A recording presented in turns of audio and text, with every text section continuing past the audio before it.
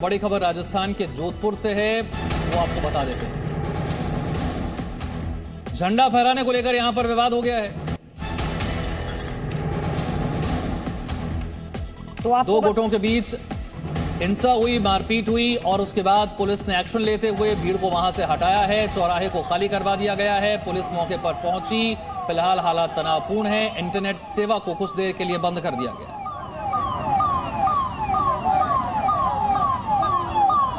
तो आपको बता दें कि एक स्वतंत्रता सेनानी की मूर्ति पर झंडा फहराने को लेकर ये पूरा विवाद शुरू हुआ। देखते ही देखते दोनों गुट आपस में भिड़ गए और एक दूसरे पर पथराव शुरू कर दिया। और अभी फिलहाल इंटरनेट सेवा को अगले आदेश तक के लिए बंद किया गया है। इलाके में किसी भी तरह का तनाव ना बढ़े, उसी को लेकर ये फैसला लिया गया और भारी पुलिस बल की तैनाती भी इलाके में की गई है। हालांकि फिलहाल किसी भी तरह से उपद्रवियों को शांत कराकर वहां से खदेड़ा है पुलिस बल ने। भारी पुलिस बल की तैनाती मौके पर इस वक्त बढ़ा दी गई है, क्योंकि जो तनाव रहा पूरे इलाके में उसके बाद से ये फैसला लिया गया। इंटरनेट सेवा इस इलाके में बंद की गई है अगले आदेश तक। तस्वीरें आप देख रहे हैं, झंडा फहराने को लेकर यह विवाद। अपना अपना झंडा दोनों ही समुदाय के लोग यहां पर फहराना चाह रहे थे और इसी बात को लेकर यह विवाद हुआ। स्वतंत्रता सेनानी की मूर्ति पर झंडा फहराने को लेकर जो विवाद हुआ वो यहां तक पहुंच गया कि बात पथराव तक और मारपीट तक पहुंच गई। पुलिस यहां पर पहुंची और पुलिस ने भीड़ को खदेड़ा। देखिए, दो समुदाय, दो अलग अलग झंडे और ये दो अलग अलग झंडे अपना अपना झंडा स्वतंत्रता सेनानी की मूर्ति पर फहराने को लेकर यह विवाद शुरू हुआ। विवाद बढ़ते बढ़ते मारपीट तक पहुंचा। बड़ी संख्या में लोग इकट्ठा हो गए और इस चौराहे पर पुलिस को पहुंचकर इस भीड़ को खदेड़ना पड़ा। पुलिस को लाठीचार्ज करना पड़ा। फिलहाल इस भीड़ को यहां से खदेड़ दिया गया है।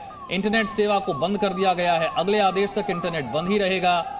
भारी पुलिस बल की तैनाती इस वक्त मौके पर है। इस चौराहे को भी जोधपुर में इस वक्त बंद कर दिया गया है।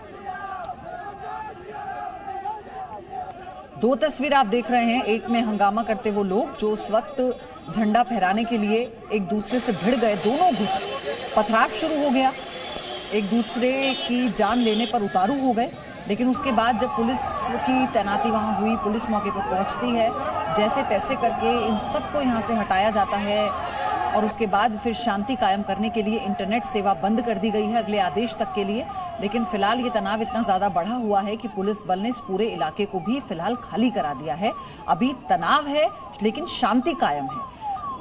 तनाव इस वजह से क्योंकि जिस तरह से पथराव हुआ है, दोनों गुट आपस में भिड़े हैं, उसके बाद ये शांति कायम रहे, ये बड़ी चुनौती होगी कानून व्यवस्था के मद्देनजर। और इसीलिए पुलिस बल की तैनाती वहां पर कर दी गई है और पहुंचकर भीड़ को मौके पर पुलिस ने हटा तो दिया है, तितर बितर किया, क्योंकि दोनों गुट आपस में भिड़ गए थे। इसमें कुछ लोगों के घायल होने की भी खबर है पथराव के बाद से।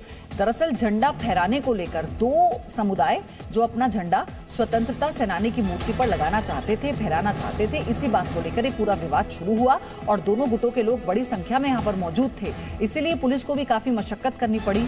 भारी पुलिस बल की तैनाती वहां पर की गई ताकि दोनों गुटों के लोगों को जो उपद्रव कर रहे थे वहां से उन्हें हटाया जाए, वहां से खदेड़ा जाए। उसके बाद आप देखिए कि इलाके में शांति तो है लेकिन तनाव भी बना हुआ है और यही कारण है कि अब किसी भी तरह की अशांति ना हो या कोई अप्रिय घटना ना हो, इसलिए इंटरनेट सेवा को बंद कर दिया गया है अगले आदेश तक के लिए। और उसी के साथ पुलिस की तैनाती इस पूरे इलाके में कर दी गई है।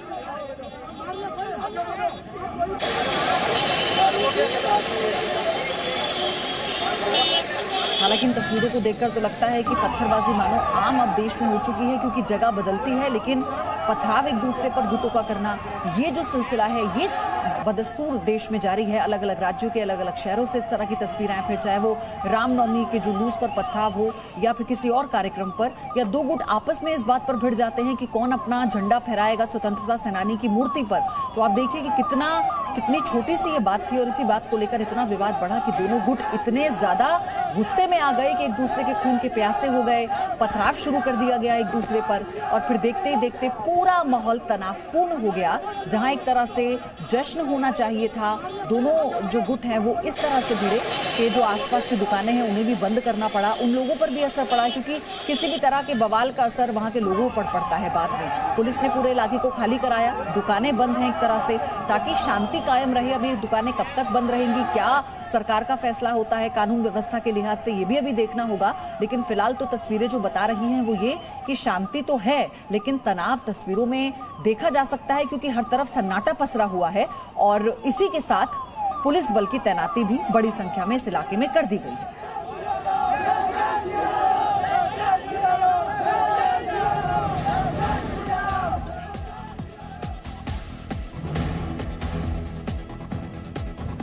तो पहले दो गुटों के बीच झड़प होती है, फिर पत्थरबाजी होती है, पुलिस पहुंचती है और फिर भीड़ को यहां से हटाया जाता है। इंटरनेट सेवा को बंद कर दिया गया है। अगले आदेश तक इंटरनेट सेवा बंद रहेगी। और इस बीच राजस्थान के मुख्यमंत्री अशोक गहलोत की तरफ से ट्वीट भी आ गया है। उन्होंने लिखा है, जालोरी गेट जोधपुर पर दो गुटों में झड़प से तनाव पैदा होना यह दुर्भाग्यपूर्ण है। प्रशासन को हर कीमत पर शांति एवं व्यवस्था बनाए रखने के निर्देश दिए गए हैं। ये मुख्यमंत्री अशोक गहलोत का ट्वीट, यानी कि बात इतनी बढ़ गई तो मुख्यमंत्री को इसमें संज्ञान लेकर ट्वीट करना पड़ा है। और इस वक्त हमारे सहयोगी अरुण हर्ष भी हमारे साथ जुड़ चुके हैं। अरुण, बताइए इस वक्त ताजा स्थिति वहां पर क्या है, और ऐसा सिर्फ क्या झंडा फहराने को लेकर ही पूरा बवाल शुरू हुआ? बिल्कुल, अगर बात की जाए जिस तरह जो स्टेज है पर इस्लामिक झंडा फहराने की बात को लेकर विवाद शुरू हुआ। कल रात को करीब 11:30 बजे विवाद से पहले पूरी तरीके से निपट गई। अरुण, आपकी आवाज थोड़ा क्लियर नहीं है, नेटवर्क इशू हो सकता है। अगर आप थोड़ा बाहर आकर बताएं, हमारे दर्शकों को ये जानकारी पहुंचा पाएं कि आखिर हुआ क्या था। मैं बताऊंगा। ठीक है अरुण, आपसे फिर से हम संपर्क करेंगे पूरी जानकारी, पूरी डिटेल के लिए। लेकिन फिलहाल हम आपको बता दें कि ये रात में 11:30 बजे का पूरा बवाल है, जो अभी हमारे सहयोगी बता रहे थे। कैसे देखते ही देखते ये पूरा जो छोटी सी कहा सुनी थी इतने बड़े बवाल में तब्दील हो जाती है कि दोनों गुट इतने ज्यादा एग्रेसिव हो गए, इतने ज्यादा गुस्से में आ गए कि एक दूसरे पर पथराव शुरू कर दिया। आप हालात देख लीजिए। अब मुख्यमंत्री का जो ट्वीट आया है वो हमने आपको बताया। अशोक गहलोत, एक बार फिर से मुख्यमंत्री अशोक गहलोत के ट्वीट के बारे में आपको बता देते हैं। उन्होंने लिखा है, जालोरी गेट जोधपुर पर दो गुटों में झड़प से तनाव पैदा होना दुर्भाग्यपूर्ण है। प्रशासन को हर कीमत पर शांति एवं व्यवस्था बनाए रखने के निर्देश दिए गए।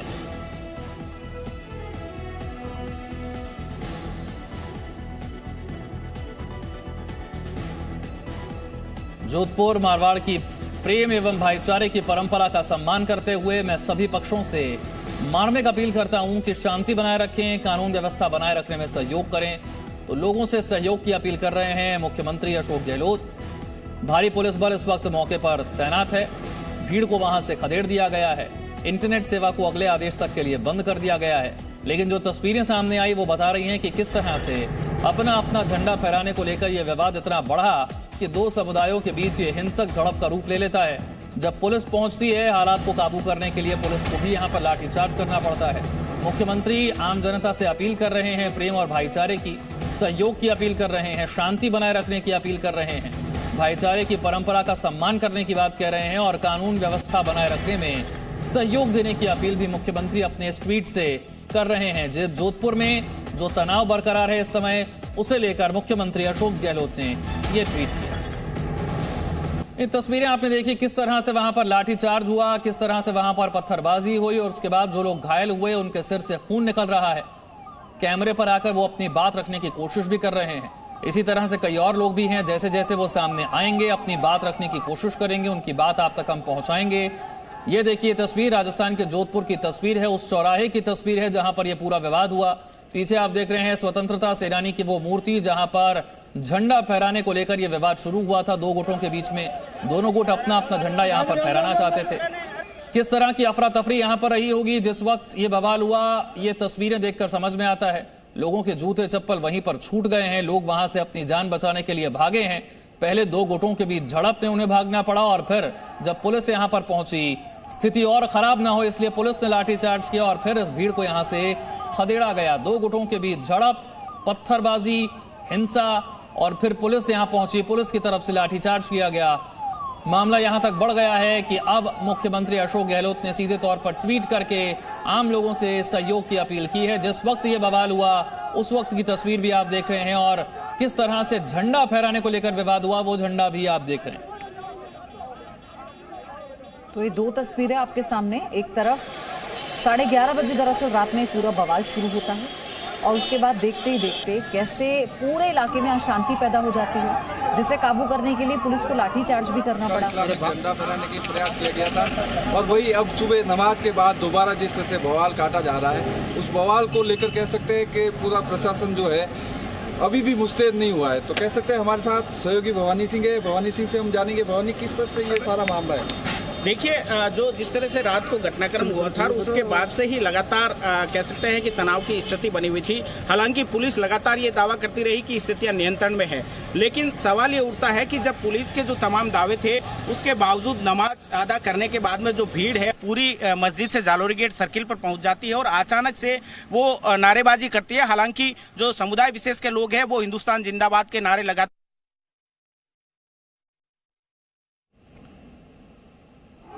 तो आपने सुना, हालांकि पूरी जानकारी हम आप तक पहुंचाने की कोशिश कर रहे हैं, क्योंकि अभी असल में जो दो समुदाय थे, कौन कौन से समुदाय थे, एक तो बताया जा रहा है कि स्वतंत्रता सेनानी है कि जब रात से ही स्थितियां तनावपूर्ण थी। हालांकि पुलिस के दावे रहे कि स्थिति नियंत्रण में है, शांति व्यवस्था कायम है। जब भीड़ जमा होती है तो पुलिस की कहीं न कहीं लापरवाही, चाहे पुलिस की माने,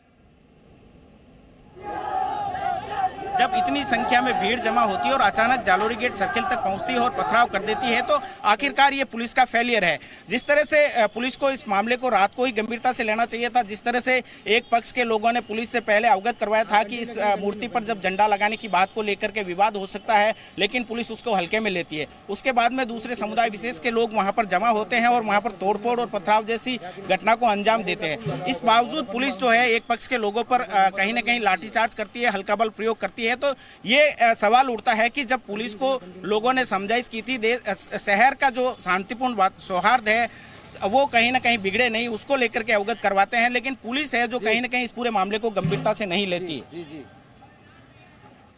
जी एंकर कौन रहेगा?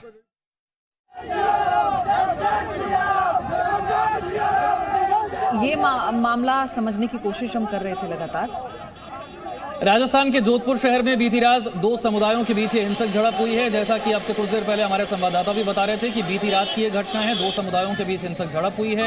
ये जो जगह है जिसकी तस्वीर आप देख रहे हैं, जहां पर स्वतंत्रता सेनानी की मूर्ति लगी हुई है, ये जालोरी गेट है। ये जालोरी गेट है जहां मुख्यमंत्री ने अपने ट्वीट में भी इस बात का जिक्र किया है कि किस जगह पर यह घटना घटी। फिलहाल वहां पर स्थिति क्या है उसकी तस्वीर आप देख रहे हैं। ये राजस्थान के जोधपुर का जालोरी गेट इलाका है। जालोरी गेट जहां पर ये वाकया हुआ, यहां पर झंडा उतार फेंकने और दूसरा झंडा लगाने को लेकर यह विवाद हुआ है।